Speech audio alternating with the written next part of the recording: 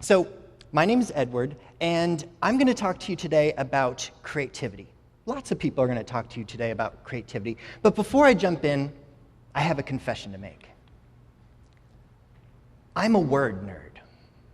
As a young person, I studied creative writing, and part of what I really enjoyed about working with language was the rich texture of words.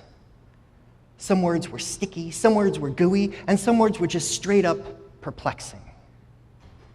Now, as an educational researcher, I have the great pleasure of working with one of the most sticky, gooey, and perplexing words in the world, and that's creativity.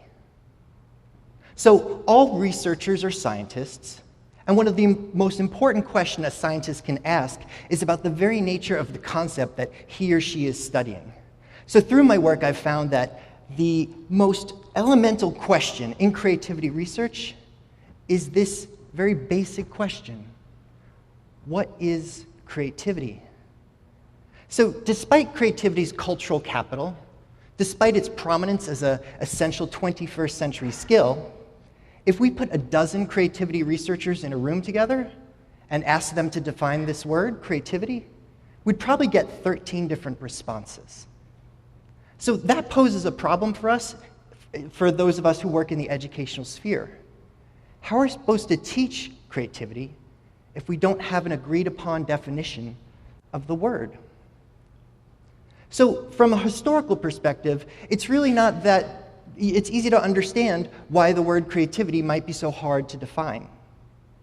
If you look in a dictionary before World War II, you'd rarely see mention of the word in that place.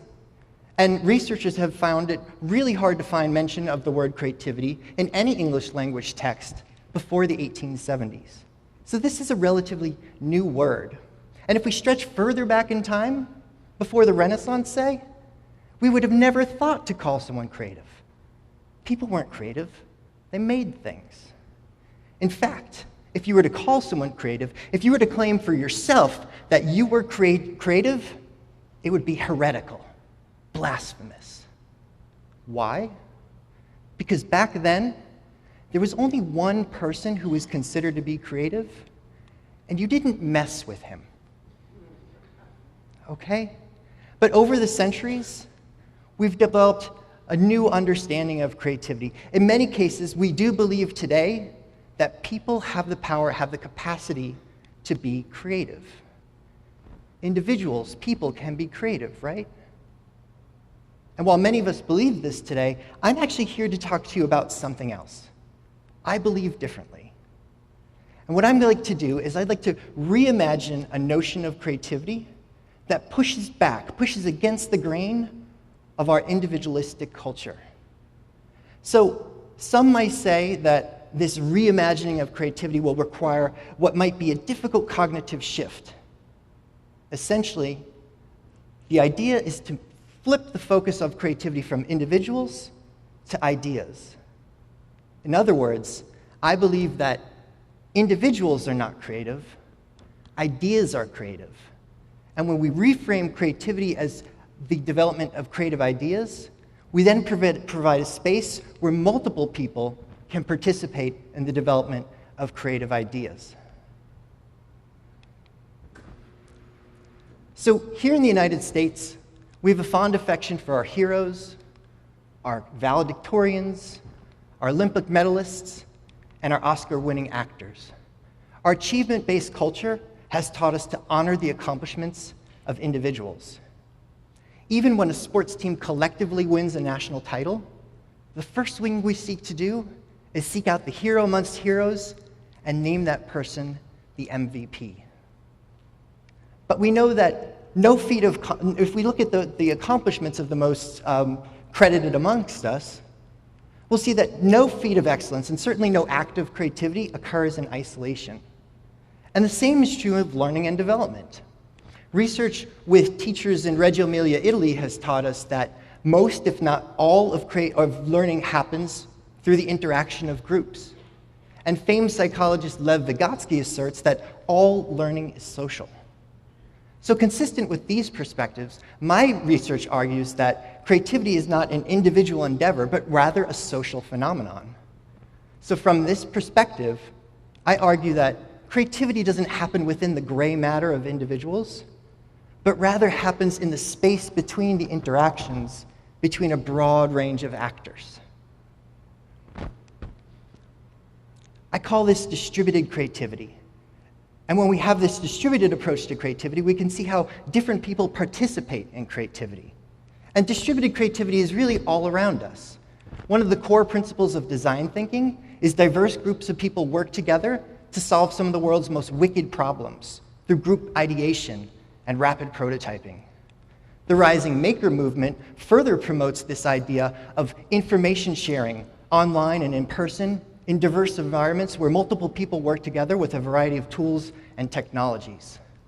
Across the internet, distributed creativity happens amongst people who may never meet, such as amateur coders who help software developers prototype new products. And also when young people contribute new characters, plot lines, and narratives to online role-playing games. And of course, when young people also download and then remix content they find on interactive platforms such as YouTube or Scratch. Nonetheless, we still have this notion of the creative individual. We still have this idea of these narratives where there are these creative geniuses who are gifted in ways that the rest of us are not. So from a traditional perspective, creativity researchers have used the biographical method to understand the works of historically understood creative individuals. They believe that by telling the biography of an individual, we can get a glimpse into how they did it. What were the elements of their upbringing that helped shape their genius? And my research uses the biographical method too, but in a much different way. I'm not interested in telling the story of particular individuals. Instead, I'm interested in telling the story or the biographies of ideas. Like Albert Einstein, for instance. Instead of telling the biography of Albert Einstein, what might it be like if we told a biography of the special theory of relativity? If we did that, we'd see that relativity exists on a broader scientific continuum, and that multiple people contributed to that idea over time. So this tweak, this twist of not focusing on the individual, but focusing on the idea, is not only a new methodology we can use in the academy, but also can benefit us in schools, where we develop new structures for providing creative learning experiences, documenting those experiences, and assessing those experiences. And this is all shaped around this concept of reframing creativity as the biography of an idea. And while I'm excited about this new approach to creativity research and creativity practice within the educational sphere, I worry. I worry that the educational sector is stuck in this traditional understanding of creativity as being something that is within the skulls and skins of individuals. I'm also worried about the tests that have been developed to measure creativity. We can trace back the origins of creativity tests to the 1950s when a gentleman named J.P. Guilford, a psychometrician, was elected president to the American Psychological Association. And on his opening day, on his opening address, he read a paper that was simply titled Creativity. And within the first few lines of this text, he asked this question: why is there so little apparent correlation between education and creative productiveness? Why do we not produce a larger number of creative geniuses than we do under supposedly enlightened modern educational practices? So, picking up this gauntlet, many psychologists then set out to develop a host of different creativity tests. But for decades now, creativity researchers have argued that creativity tests don't actually test creativity at all. They test divergent thinking. Name 50 uses for a brick. What would be the benefits of having an extra thumb on each hand? And while divergent thinking, or outside-the-box thinking, as we often call it, is useful, it doesn't capture the full creative process. And some argue it's not even necessary to round out the creative experience. So, just like many other tests, creativity tests are also based on individual measures, and they deny the richness of the social implications of creativity. So, within the educational sphere, I worry that an individual focus on creativity is actually detrimental to young people in 4 distinct ways. First, by focusing on creativity in the tests we've designed to measure it, we set up educators to suggest that some students are more creative than others. Or worse, some students are creative and others are not. So this approach to creativity development has the potential to track kids into educational career tracks that don't capture their full potential. Second, as with IQ tests, creativity tests suggest that one's creativity quotient, is a fixed capacity that you can't do anything about. So this leads to what psychologist Carol Dweck calls an anti-growth mindset that psychologically discourages young people from participating in creativity. Third, as we learned from our friends at Reggio Emilia, if we have an individual focus on creativity, we deny young people the opportunity to learn with and invent from others. And fourth, an individual focus on creativity is incongruous with innovative workplaces that no longer seek lone innovators, but rather establish diverse work groups where people with different expertise come together to solve problems and make new discoveries.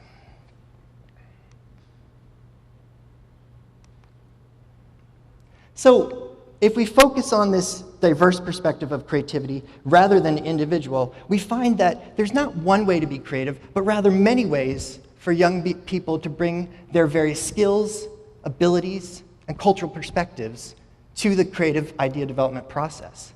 And in this way, a participatory approach to creativity parallels Howard Gardner's popular theory of the multiple intelligences. In a participatory creativity experience, there's no one way to be creative, but multiple ways for a variety of young people to participate in creativity in ways that suit them best. So students take on roles in a participatory creative experience, but those roles are neither fixed nor unidimensional.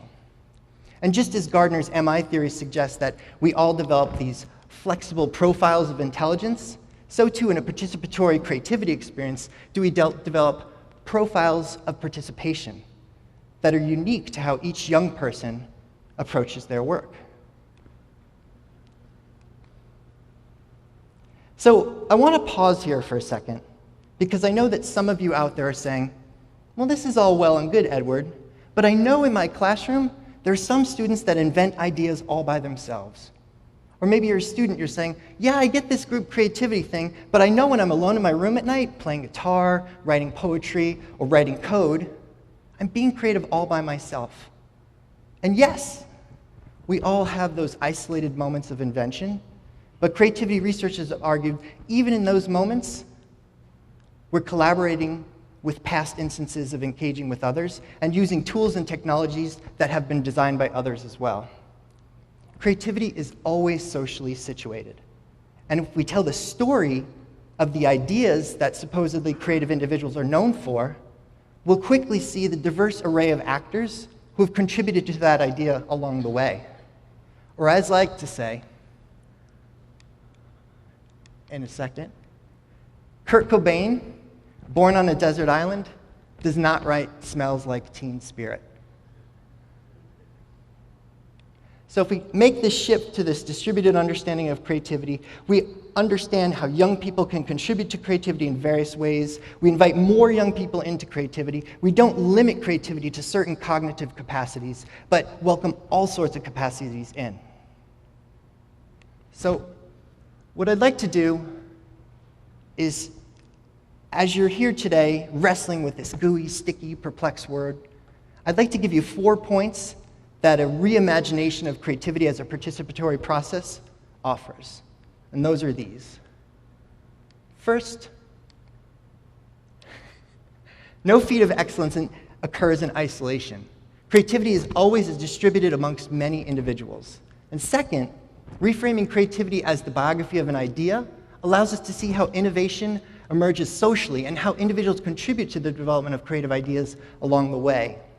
Third, when we shift the focal point of creativity from individuals to ideas, we provide all students the opportunity to participate in creativity. And lastly, students play various roles when they participate in creative idea development, but those roles are neither fixed nor unidimensional. So all this is well and good. And having said all this, the tractor beams of our individualistic culture will always draw us back to those traditional individual takes on creativity. And when they do, I encourage you to think of a V of geese. When we stare up in the sky, what we kind of see is it looks like there's this one lead goose and all these followers. But as creativity theorist Keith Sawyer tells us, that's not actually the case. What we're really seeing is a community of geese coming together, playing different roles at different times to bring about this greater social effect. And while a V of geese is an empowering or a powerful social understanding of complex phenomena, we, as a species, are much more interesting than geese. And when we invent together, we have the potential to bring about much more exciting social effects. But in order to achieve those effects, it is essential for us to break away from our traditional understandings of creativity and to embrace more systems-based approaches to invention and innovation. By reframing creativity as a process that young people participate in, not something one other is or has, we open up the opportunity to relieve the stress that many educators now face to foster creativity within young people. And by doing so, we provide the space to develop new pedagogical structures where creative ideas and the broad spectrum of individuals who participate in those ideas may flourish. Thank you.